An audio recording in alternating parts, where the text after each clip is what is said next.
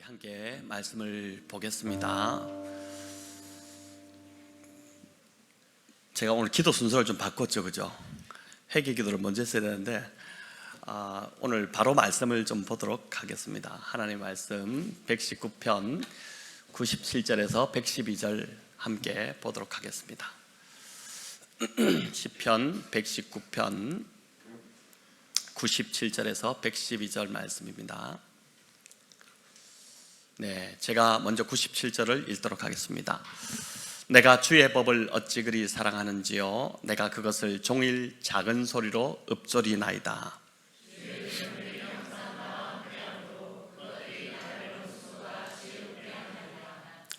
내가 주의 증거들을 늘 읊조림으로 나의 명철함이 나의 모든 스승보다 나으며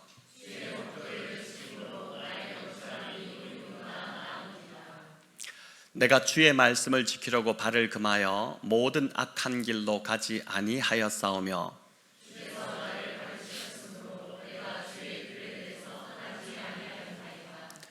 주의 말씀의 맛이 내게 어찌 그리 단지요, 내 입에 꿀보다 더 다니이다.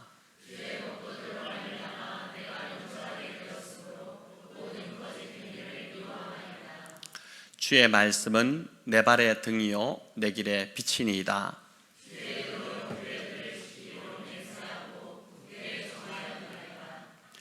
나의 고난이 매우 심하오니 여호와여 주의 말씀대로 나를 살아나게 하소서.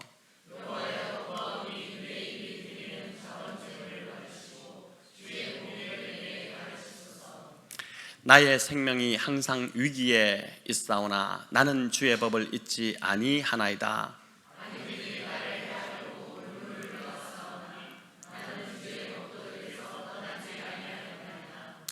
주의 증거들로 내가 영원히 나의 기업을 삼았사오니 이는 내 마음의 즐거움이 됨이니이다.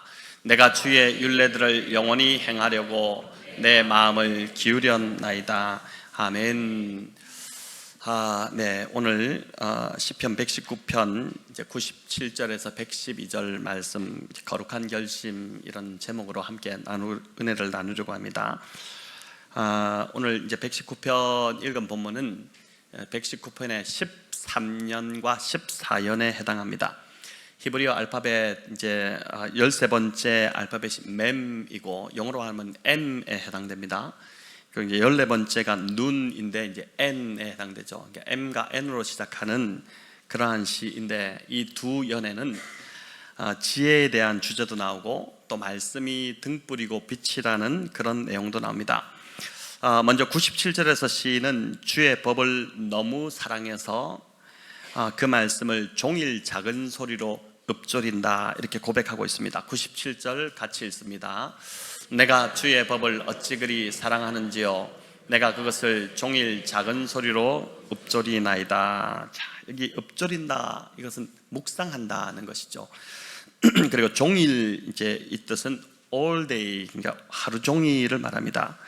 자, 이 말을 문자적으로 이제 해석해서 시인이 이제 밥 먹고 자는 것 외에는 아무것도 안 하고 하루 종일 말씀만 읽고 묵상하고 그렇게 하는 사람처럼 생각할 수 있겠지만, 이는 이제 비유적 표현이라고 할 수 있습니다. 그만큼 시인의 말씀 사랑이 대단하다는 것이고, 또 시인이 어디에서 무엇을 하든지 하나님의 말씀에서, 그 가르침에서 벗어나지 않기 위해서 노력하고 있고, 늘 말씀을 찾고 말씀을 가까이 하려고 하고 읽으려고 하고 그렇게 이제 하고 있다는 것입니다. 시인은 주의 법을 사랑한다고 하고, 사랑하기에 하루 종일 주의 법을 이제 묵상한다고 합니다. 성도 여러분, 우리는 과연 하나님의 말씀을 사랑하는 자들일까요? 이 말에 선뜻 대답하기가 이 시인을 보면서 주저가 좀 되실 것입니다. 사랑한다면 말씀을 가까이 하고 싶고 말씀을 읽고 묵상하는 것이 즐거워져야 하기 때문입니다. 사랑하는 연인끼리 이제 사랑한다고 하면서 전혀 만나지도 않고 연락도 안 하고 한다면은 그건 사랑하는 것이 아니죠. 말만 사랑한다, 사랑한다고 아무 연락도 없고 만나려고 하지도 않고 전화도 하지 않고 이러면 그건 날 사랑하지 않는 것이 분명한 것입니다. 여러분, 사랑한다면 보고 싶고 또 만나고 싶어지고 같이 있고 싶어지는 것이 당연합니다. 주일에 예배 마치고 집에 돌아가서 성경책을 책꽂이 선반에 이렇게 탁 올려두었다가 다음 주일에 그걸 그대로 이렇게 가지고 온다면 그런 행위는 결코 주의 말씀을 사랑하는 것이 아닐 것입니다. 저희 교회는 매일 성경 읽기를 이제 하고 있어서 그런 분은 없으실 테지만 말씀의 이 선순환이 교회 안에서 계속 일어나면 좋겠습니다. 사람도 자주 만나다 보면 친해지고 가까워지는 것처럼 성경 말씀도 가까이 하고 계속 읽다 보면 이제 말씀을 사랑하는 마음이 더 자라게 될 것입니다. 그래서 목장에서 그 성경 읽기를 하도록 하는 것이 정말 여러분 감사한 일이지 않습니까? 그렇게라도 하지 않으면 1년을 지나도 성경을 정말 한 장도 읽지 않고 그냥 지날 수 있기 때문입니다. 우리의 타락한 본성이 그렇습니다. 그래서 이제 그냥 지날 수 있는데 이렇게 함으로 우리가 성경을 읽게 되니까 참 감사한 것이죠. 자, 그런데 여기 이제 사랑한다는 말을 조금 더 생각해 볼 필요가 있습니다. 시편 119편에는 사랑한다는 표현이 모두 이제 12번이 나옵니다. 119편에 사랑한다 12번이 나오는데 그 중에 이제 딱 한 번은 여호와의 이름을 사랑한다 이고 나머지 11번은 다 말씀을 사랑하는 것과 관련해서 이 사랑하는 것을 표현하고 있습니다. 주의 율례를 사랑한다, 계명을 사랑한다, 주의 법도를 사랑한다, 그런 말이 계속 반복됩니다. 그런데 주님이 하신 말씀, 우리 예수님이 뭐라고 말씀하셨습니까? 이 말씀이 곧 하나님이다 그랬잖아요. 그러니까 이제 말씀을 사랑한다는 것은 곧 하나님을 사랑하고 예수님을 사랑하는 것이 됩니다. 자, 누군가를 사랑하게 되면 여러분 그 상대가 궁금해집니다. 더 알고 싶어지죠. 아마 사랑을 다 해보신 경험이 있으시기 때문에 이 말이 공감이 되실 것입니다. 그 사람이 무슨 일을 하는 사람인지, 또 어디에 사는지, 뭘 좋아하는지, 뭘 잘 먹는지, 뭘 즐겨 하는지, 이런 호기심과 관심이 이제 사랑이 생기면 생기기 마련입니다. 그게 자연스럽습니다. 제가 늦은 나이에 이제 아내에 대한 소개를 받고 처음 만나기 전에 아내가 어떤 사람인지, 그 얼굴이 어떻게 생겼는지가 참 궁금해졌습니다. 사진 한 장을 못 받은 채로 그냥 이제 만나기로 했었기 때문에 그 당시는 이제 페이스북이나 인스타가 이제 아닌 싸이월드 미니홈피가 이제 대세였습니다. 여러분 아마 기억나실지 모르겠는데 싸이월드를 해보셨죠? 저는 요즘 다른 어떤 SNS보다도 당시 싸이월드 감성이 훨씬 더 좋았을 것 같습니다. 이게 왜 부활되지 않나 이런 안타까움이 있는데 싸이월드는 상대와 친구를 맺지 않으면 이제 사진이나 글들을 방명록 이런 데 들어가 볼 수 없습니다. 아내의 사진을 보지 못한 상태였기 때문에 이제 그 대문 사진, 그 프로필 사진이라도 좀 이렇게 보려고 싸이월드를 어떻게 겨우겨우 찾아 들어갔는데 아내의 그 대문 사진에 올라와 있는 얼굴 사진이 얼굴 반쪽만 있는 사진이 이렇게 올라와 있었습니다. 얼굴 전면이 아니라 반쪽이니까 이게 사람의 분간을 이 사람이 어떤 사람인지 정확하게 왜 반쪽을 그때 올려놨는지 모르겠지만 반쪽이 올라와 있었습니다. 여러분 그러니까 더 궁금해졌죠. 제가 이제 그 다음에 이제 파도 타기를 계속했습니다. 파도 타기가 뭔지 아시죠? 이제 계속 이제 타고 지인을 타고 이제 찾아가서 그렇게 해서 몇 시간 동안 해서 결국 아내의 사진을 찾아냈습니다.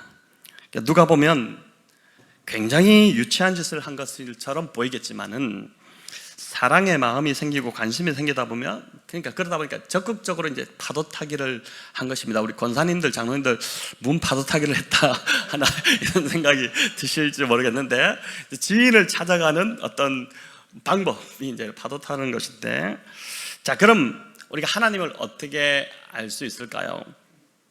하나님을 알기 위해 여러분 싸이월드에 접속할 필요가 없습니다. 우리의 손에 들려있는 성경 66권은 하나님이 어떤 분이신지를 알려주는 완벽한 하나님의 말씀입니다. 하나님이 어떤 존재이신지, 하나님이 기뻐하시는 것이 무엇인지, 또 하나님의 성품은 어떠한지, 하나님은 무슨 일을 하시는지, 또 지금 우리의 삶에서 어떻게 행하고 계신지 이런 모든 것에 대한 정보와 그분의 성품이 성경 66권 안에 다 반영되어 있습니다. 그래서 우리가 하나님을 사랑한다고 고백한다면 성경 말씀을 계속 읽고 묵상하고 싶어집니다. 그것이 당연한 소리입니다.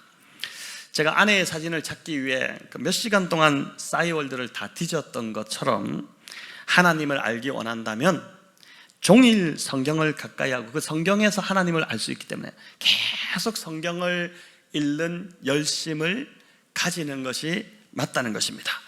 자, 이렇게 성경을 사랑하고 말씀을 통해 하나님을 알아가기 시작할 때 나타나는 열매가 있습니다. 여러분, 그게 뭐냐면은 지혜입니다.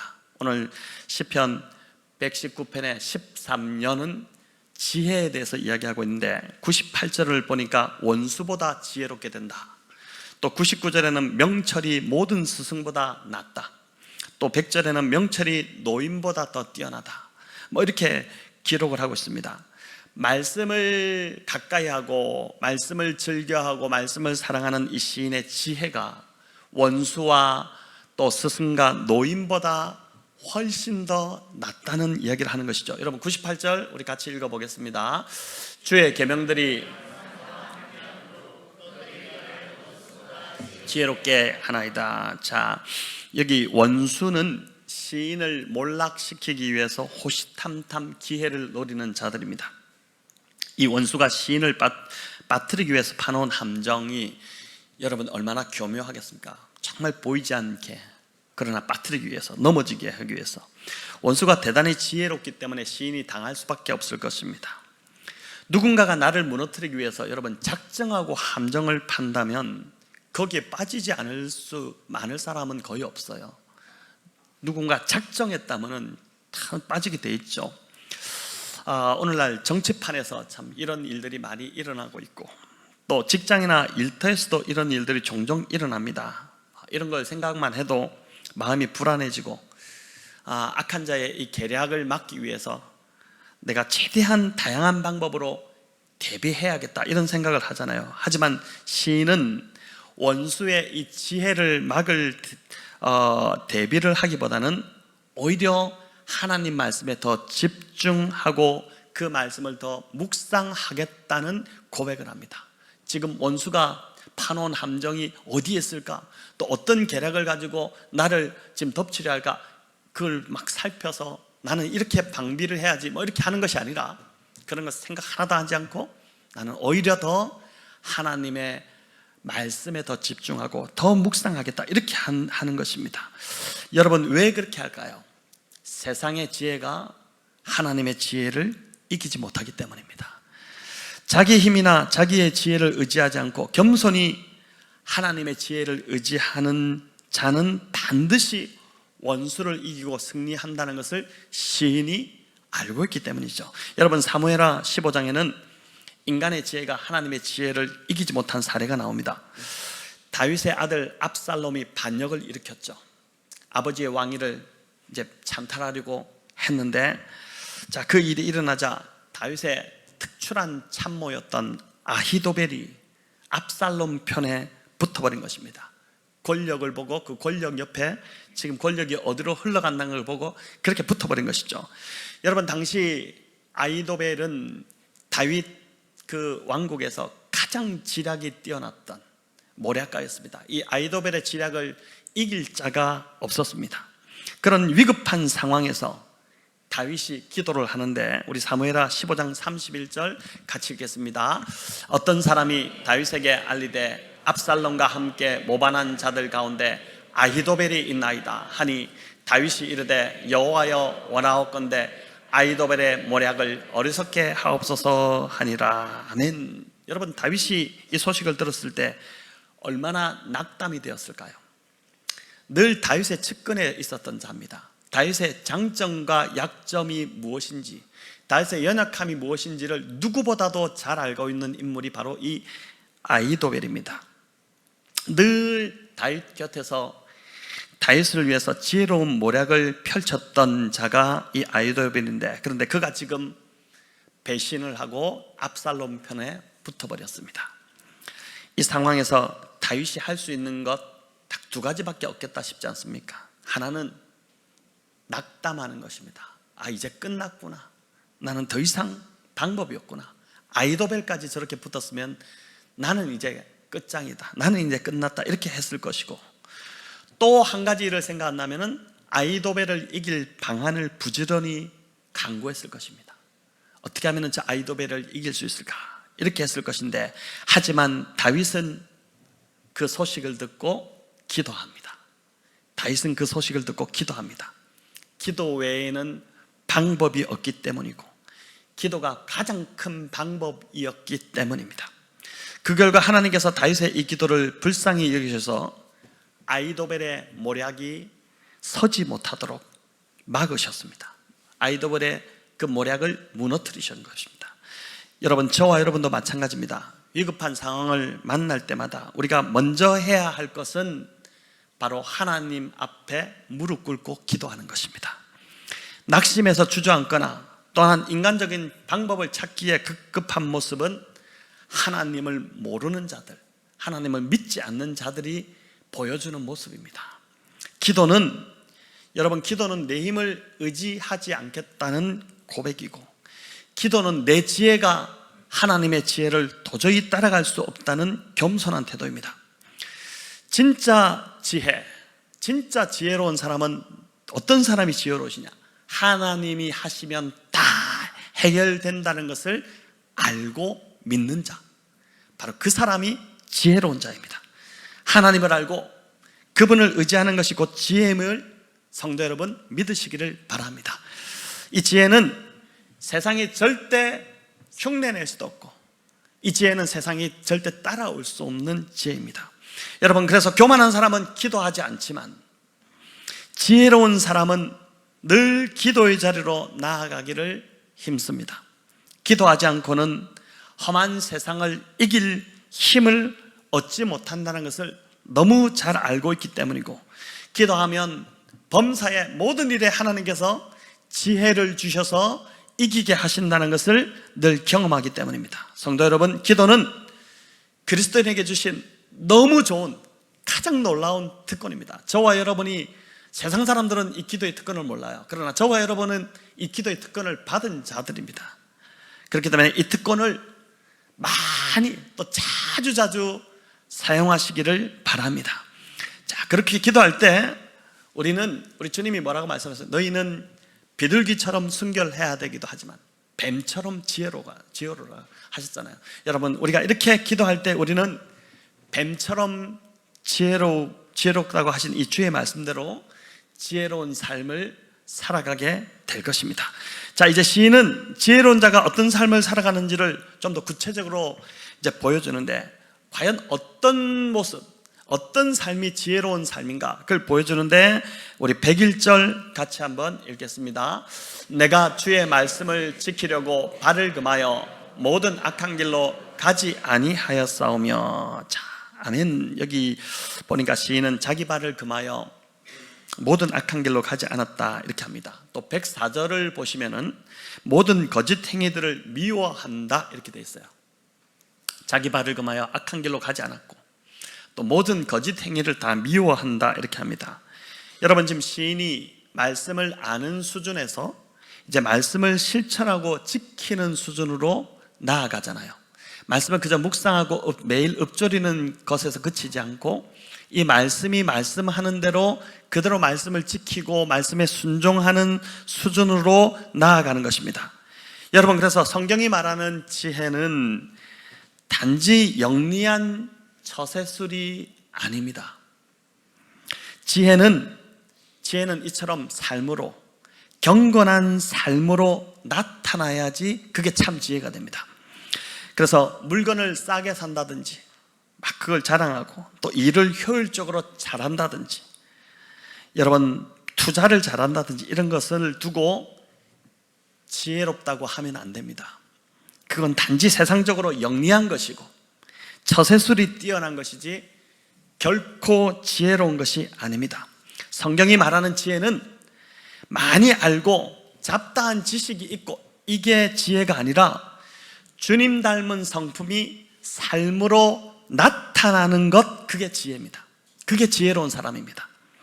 말씀이 금하는 것을 하지 않고 또 하나님이 기뻐하시는 것이 무엇인지를 알아서 그 기뻐하시는 삶을 살기로 결단하는 그 삶 속에서 경건함이 드러나는 사람, 바로 그 사람이 성경이 말하는 지혜로운 사람이라고 할 수 있습니다. 여러분, 이런 사람은 세상이 이기지 못해요. 이런 경건함을 가지고 있는 사람, 이런 거룩함이 삶에서 드러나는 사람들은 함부로 사람들이 어떻게 하지 못합니다. 그 경건함에서 두려움이 느껴지기 때문에 그런 것이죠. 그런데 이런 지혜는 여러분 결코 자신의 노력으로 되지 않습니다. 우리 102절 같이 읽겠습니다. 주께서 나를 가르치셨으므로 내가 주의 규례들에서 떠나지 아니하였나이다. 자, 주께서 나를 가르치셨으므로, 이게 시인이 주께서 나를 가르치셨다고 하죠. 이 당시는 구약시대입니다. 성령이 아직 온전하게 임하지 않았던 이 구약시대에도 시인은 주께 가르침을 받았다고 고백합니다. 그렇다면 저와 여러분은 성령이 우리 안에 거하시기 때문에 이 시인보다 더 많은 가르침을 받아야 하지 않을까요? 당연하지 않겠습니까? 어려움이 생기면 사람부터 찾고 막 전화부터 걸고 인터넷 검색하고 하고 이런 것이 우리의 모습이지 않습니까? 그렇게 해서 답이 나오면 모르겠지만 더 답답하고 걱정만 커지죠. 여러분, 이 시인을 보면서 이 시인이 하나님께로부터 주께로부터 가르침을 받았다고 하는데 우리는 언제 성령님으로부터 가르침을 받아본 적이 있습니까? 우리는 언제 성령님으로부터 가르침을 받아본 적이 있습니까? 여러분, 누가복음 11장에 보면 주님이 비유로 말씀하시면서 한밤중에 벗이 찾아왔는데 그 집에 먹을 것이 똑 떨어져 버려가지고 이 참 곤란한 상황이 벌어진 것입니다. 얼마나 난처합니까? 그런데 그런 곤란한 상황에서 주님은 이 비유를 통해서 뭐라고 하죠? 너희들도 인생을 살아가면서 그런 곤란한 상황을 계속 만나지 않느냐? 그럴 때 너희 어떻게 하느냐? 구해야 된다. 구하고 찾고 두드려야 된다. 나에게 구하라. 그러면서 뭐라고 합니까? 구하는 자에게 뭘 주신다고요? 성령을 주시겠다고 약속하잖아요. 구하는 자에게 성령을 주신다고 합니다. 여러분, 오늘 내가 가진 걱정거리가 있을 때 그걸 가지고 묵상의 자리에 앉아서 주님께 구하는 것입니다. 주님, 내가 이런 어려움을 지금 맡고 있는 걸 아시지 않습니까? 주님, 내가 이것 때문에 너무 괴롭고 힘듭니다. 너무 고통스럽습니다. 주님, 지혜를 주십시오. 이 어려움을 이길 수 있는 지혜를 주십시오. 주님, 도와주십시오. 이렇게 구할 때 주님이 그 문제를 해결할 지혜를 내가 오늘 묵상하는 그 말씀 속에서 가르쳐 주신다고 시인이 아주 자신감 있게 자신의 경험으로 우리에게 지금 들려주는 것입니다. 여러분, 자, 이렇게 되면 103절의 고백이 자연스럽게 나오게 되는데 우리 103절 같이 읽겠습니다. 주의 말씀의 맛이 내게 어찌 그리 단지요 내 입의 꿀보다 더 다니이다. 주의 말씀의 맛이 꿀보다 더 달다는 고백을 하잖아요. 여러분, 똑같은 이 큐티책인 매일 성경을, 우리 매일 성경 순 2달에 한 번씩 똑같이 5,000원을 주고 삽니다. 혹시 4,000원 주고 사는 사람 있을까요? 5,000원 주고 우리가 다 삽니다. 어떤 사람은 그렇게 사서 그 말씀이 매일 꿀보다 더 단 사람이 있고, 어떤 사람은 무슨 말인지 몰라서 금방 덮어버리고 하루 종일 기억도 못하는 사람이 있습니다. 5,000원의 투자가 여러분 인생의 제일 큰 투자가 되길 바랍니다. 제일 좋은 투자예요. 2달에 한 번씩 5,000원. 근데 그렇게 사가지고도 어떤 사람은 들여다보지도 않고 2달이 끝날 무렵에 아주 새 책이 돼서 그대로 이제 새 책으로 남겨있는 사람이 있고, 어떤 사람은 너덜너덜해져 새카매져가지고 매일매일 그 책을 읽으면서 꿀보다 더 단 사람이 있습니다. 어떤 사람이 이 말씀이 꿀보다 더 달까요? 날마다 주님께 가르침을 받는 사람입니다. 성령님께 물어서 어려움을 해결할 지혜를 받는 사람. 여러분, 이런 사람은 매일매일 아침에 묵상하고 싶어집니다. 정말 그냥 읽었는데도 무슨 말인지 모르고, 그래서 제가 그랬잖아요. 가르쳐 달라고 기도하면 된다고. 눈을 열어달라고 기도하시라고. 말씀을 묵상하기 전 주여 나의 눈을 열어서 이 말씀에서 기이한 것, 주님이 나를 위해서 행하고 계신 그 일을 깨닫는 지혜를 달라고 기도하면 주신다고 그랬잖아요. 여러분, 말씀이 깨달아져야지 마음판에서 이것이 심겨져서 열매 맺는다고 그랬죠. 그래서 이제 그렇게 하는 것, 그게 매일매일 말씀 속에서 지혜를 얻는 자들이 어떻게 됩니까? 정말 이 꿀을 먹는 것 같은 그런 마음을, 그런 재미를 보게 되는 것입니다. 재미있는 것은 데렉 키드너라는 신학자가 있는데 그가 그 주석에서 이렇게 말을 했습니다. 여기 주의 말씀의 맛이라고 시인이 표현하고 있는데, 이 주의 말씀의 맛은 후천적인 맛이다, 이런 해석을 달았어요. 천성적인 맛이 아니라 후천적인 맛이라는 것입니다. 참 기가 막힌, 어떻게 이런 표현을 했지? 저는 그렇게 싶은데, 여러분, 본성적으로 인간이 처음 하나님의 말씀을 대할 때는 마치 겨자를 대하는 어린아이처럼 하나님 말씀에 반응한다는 겁니다. 아이들은 겨자를 처음 맛보면 어떻게 합니까? 겨자를 먹고 너무 맛있습니다, 내 인생의 음식을 만났습니다, 이렇게 말하는 아이 없죠. 바로 어떻게 합니까? 뱉어버립니다. 이게 뭐야? 이러면서 이제 태하고 뱉어버리죠. 마찬가지로 우리가 처음 말씀을 맛볼 때는 그렇다는 것입니다. 다 말씀을 잘 못 받아들인다는 거예요. 다 뱉어내고 못 받아들인다는 거예요. 보니까 이제 음식 중에 고수도 좀 비슷한 것 같은데, 고수를 취향에 따라 아주 좋아하시는 분들도 있겠지만 저 같은 사람은 바로 좀 뱉어버립니다. 이 고수도 보니까 이제 후천적인 맛인 것 같아요. 한 번은 태국 치앙마이에 그 선교지 학생들을 데리고 단기 선교를 갔는데 제가 큰 고생을 한 적이 있습니다. 선교를 가기 전에 그 아이들에게 이제 교육을 시키면서 선교를 가기 때문에 선교지에 가면 선교지 음식을 먹어야 된다. 선교사님이 무슨 음식을 주더라도 우리는 그냥 감사함으로 맛있게 먹어라, 그렇게 이제 가르치고 갔는데, 그날 힘들게 이제 도착해서 그 태국 치앙마이에서 한 4시간 툭툭이 같은 차를 타고 다시 이제 선교센터 그 산족 마을이 있는 곳으로 올라가서 거기서 이제 도착해서 아이들이 음식을 처음 받은 겁니다. 식판에다가 이제 푸르스름한 죽을 한 국자씩 떠가지고 이제 선교사님이 툭, 그게 전부 다 해서 반찬도 아무것도 없고 그거 하나 툭 떠서 이제 탁 주는데 이제 다 받았는데 아이들이 이게 보니까 먹기가 주저가 되는 겁니다. 다 저를 보고 있죠. 제가 이제 교육을 시켰잖아요. 뭐든지 주는 대로 감사함으로 먹어라. 한 숟가락 제가 퍼서 입에 넣는 순간 그 죽이 고수죽이었습니다. 고수로 죽을 썼는데, 여러분 웬만히 고수 좋아하는 사람들 그 죽은 먹기가 너무 힘들 것 같아요. 거의 제가 순교할 뻔했습니다, 그 죽을 먹으면서. 근데 끝까지 그냥 뱉을 수 없잖아요. 눈물을 막 흘리면서 막 이 역겨움, 고수가 참 좋은 음식인데 맞지 않으면 그렇잖아요. 근데 그렇게 했던 기억이 있습니다. 여러분, 하나님의 말씀의 맛이 선천적이고 천성적이라면 소망이 없겠죠. 나는 몰래 천성적으로 하나님 말씀이 나한테 안 맞아, 이러면 끝나는 거잖아요.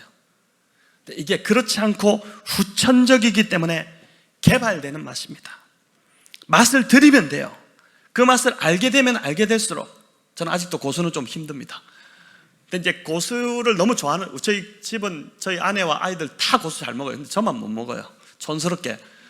근데 이제 이 맛을 알면 알수록 어떻습니까? 더 그 맛을 원하게 되는 것처럼 하나님 말씀도 후천적인 입맛이기 때문에 그냥 그 맛을 알면 알수록 점점 더 그럼 소망이 있지 않습니까? 요즘 성도님들 중에는 매일 매일 묵상하는 말씀이 이 맛이 정말 꿀보다 더 달게 느껴지는 분들도 있으십니다. 저희 교회 성도님들 모두가 다 이 성경의 후천적 맛이 개발되어서 하나님의 말씀이 꿀보다 더 단 말씀이 되기를 간절히 바랍니다. 그래야 저와 여러분이 거짓의 길을 떠나서 바른 길을 가게 될 것입니다. 여러분, 말씀이 지식이 아닌 삶이 될 때, 삶이 되어야지 그게 지혜가 된다고 그랬잖아요. 삶으로 말씀이, 내 삶에서 말씀이 실천돼서 드러날 때 그게 지혜가 되는 건데, 그 삶이 지혜로운 삶이 되는 건데, 그런 지혜로운 삶, 그런 빛나는 삶, 그런 삶이 저와 여러분 삶 되기를 간절히 축원합니다.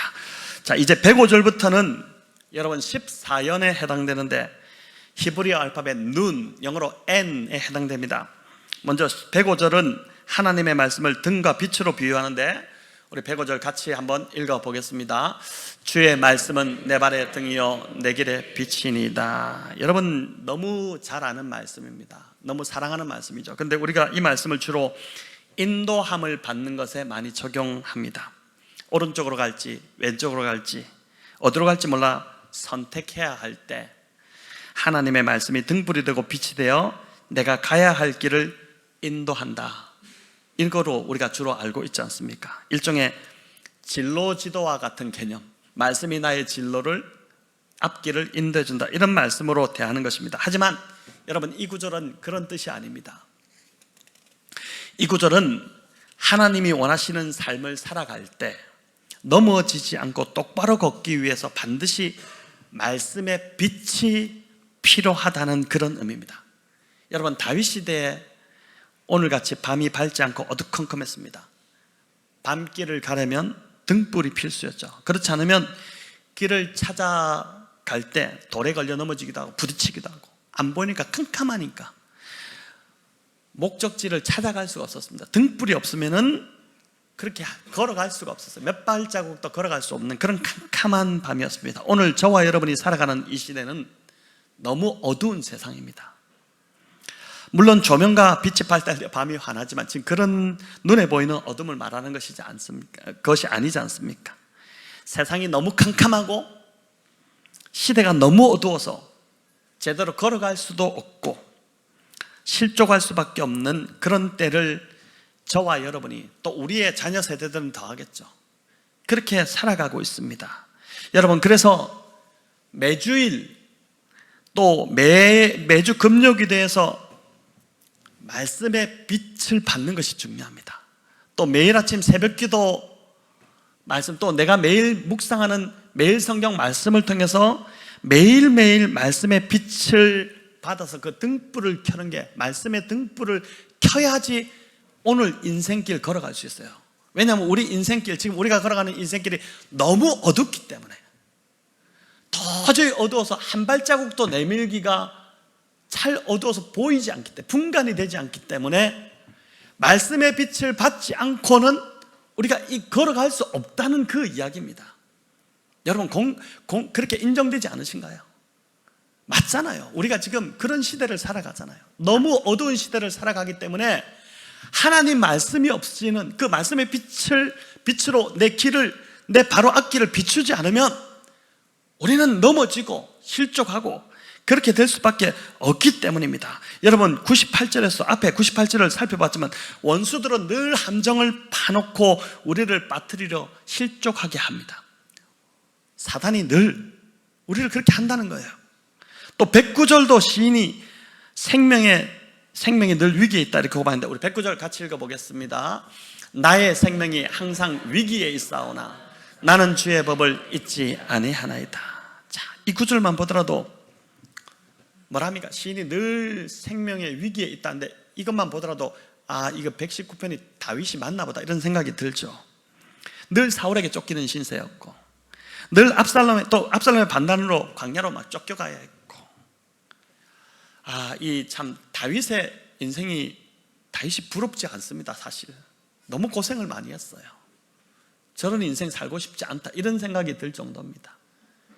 그러나 그런 인간적인 고생, 이게 아니라 그가 하나님 앞에 집중했던 모습이 너무 멋지고 본받고 싶은 것이죠. 근데 여러분, 이런 다윗이 참 말 그대로 늘 생명이 항상 위기감을 느끼는, 여러분, 우리도 지금 생명의 위기감을 느끼고 있지 않습니까? 언제 회사에서 어떻게 될지 모르고, 내가 하는 일이 언제 어떻게 될지 모르고, 늘 생명의 위기감이 있죠. 그런데 그런 위기 속에서 그가 잘 그렇게 버텨내고 견디고 지나갈 수 있었던 것은 주의 법을 잊지 않았기 때문이라고 합니다. 우리가 마찬가지입니다, 여러분. 그래서 우리가 정말 붙들 것은 말씀밖에 없어요. 말씀밖에 없습니다. 여러분, 교회 오니까 목사님 늘 말씀만 이야기한다. 말씀밖에 없어요. 그 말씀이 우리 이 어두운 세상을 걸어갈 수 있는 유일한 길이기, 빛이기 때문에, 그 말씀이 우리에게 빛을 비춰주기 때문에 아침마다 우리를 묵상해야 하는 것이고, 힘들어도 일어나서 눈 뜨고 묵상해야 하는 것이고, 거기서 빛을 얻으려고 애를 써야 되는 것이고, 등불이 켜지도록 그 빛이 있어야지 생명이 항상 위기감을 느끼는 이 세상을 우리가 걸어가지 않겠습니까? 저와 여러분, 이 험한 세상에서, 또 거친 직장의 환경에서, 넘어지지 않고 넉넉히 이길 힘이 하나님의 말씀에서 온다는 것을 붙잡으시고, 저 여러분 남은 삶 이 119편의 저자처럼 말씀을 붙드시는 저와 여러분 다 되시기를 우리 주님의 이름으로 축원합니다. 자, 이제 마지막 108절을 살펴보고 말씀을 맺겠습니다. 우리 108절 같이 읽어볼까요? 여호와여 구하오니 내 입이 드리는 자원제물을 받으시고 주의 공의를 내게 가르치소서. 아멘. 자, 여기 말하는 지금 이제 말씀의 은혜를 받다 보니까 다윗이 이런 고백, 참 놀라운 고백을 하게 되는, 말씀 한번 띄워봐 주시랍니까? 이런 놀라운 고백을 하게 되는데, 아니요, 그 앞에 말씀을 좀 띄워봐 주십시오. 예, 여기 보니까 이제 자원제물이라고 나오잖아요. 이 자원제물은 낙헌제입니다. 이전에 성경에 보면 낙헌제라고 되어 있는데, 낙헌제라는데 낙헌제가 뭘까? 뭐 성전을 뭐 공사하고 나서, 성전을 세우고 나서 그걸 뭐 이렇게 성전 세우는 그런 거 제사일까 하는데, 이 낙헌제는 그런 뜻이 아니고, 낙헌제는 한번 보여주실랍니까? 영어로 보면 이제 free will offering 이렇게 되어 있습니다. 여러분, 이게 말 그대로 의무로 드리는 제사가 아닙니다. 이제 감사함으로 뭐 죄를 속하기 위해서 뭐 속건제 이런 제사가 아니죠. 이거는 안 드려도 됩니다. 절대 강제적이거나 강압적인 제사가 아닙니다. 이 낙헌이라는 한자 자체가 즐거울 낙자에 드릴 헌자거든요. 그러니까 이제 즐거운 마음으로 드리는 것,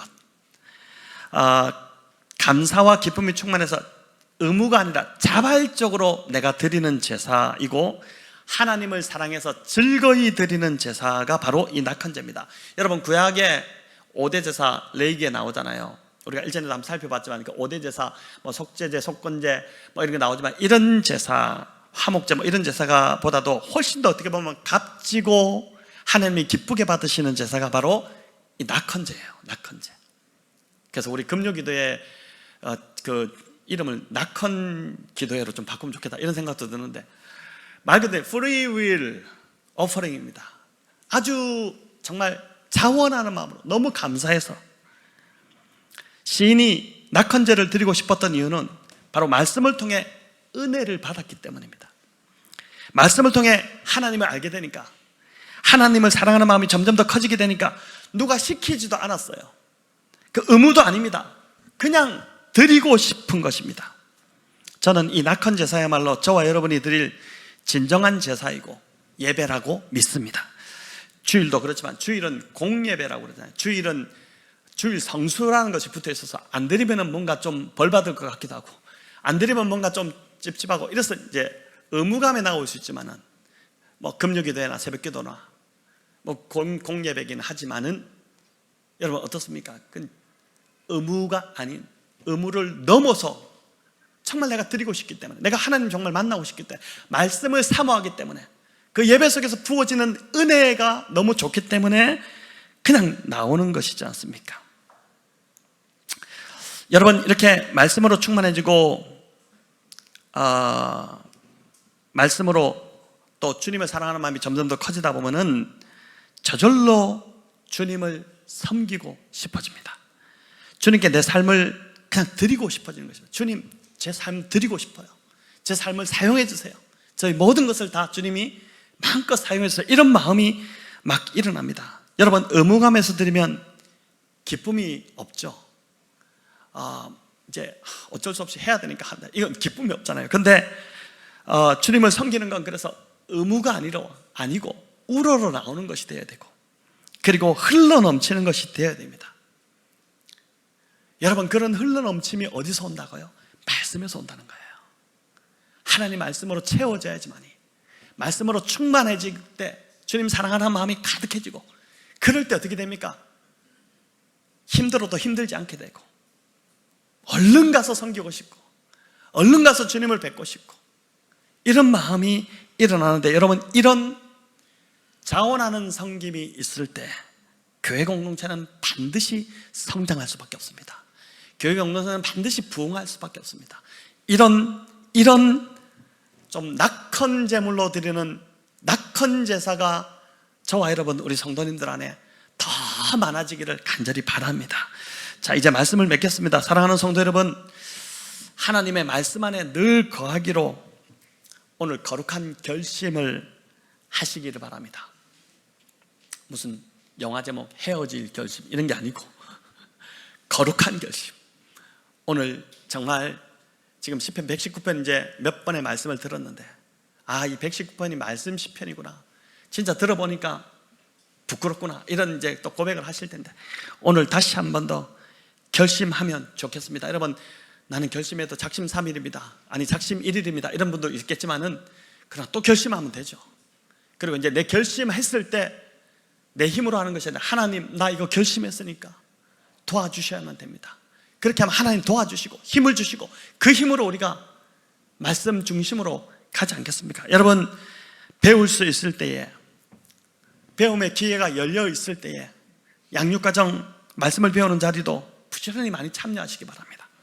또 매일 큐티에 좀 푹 빠지셔서 한번 살아가 보시기 바라고, 또 예배의 자리 말씀을 듣는 자리에 저 여러분 더 많이 좀 나와서 말씀 듣기를 기뻐하는 저와 여러분 되면 좋겠습니다. 다들 말씀으로 막 자라가고 있는데 요즘 보니까 이제 교회 안에 진짜 말씀으로 막 자라가는 것이 보이는 것 같아요.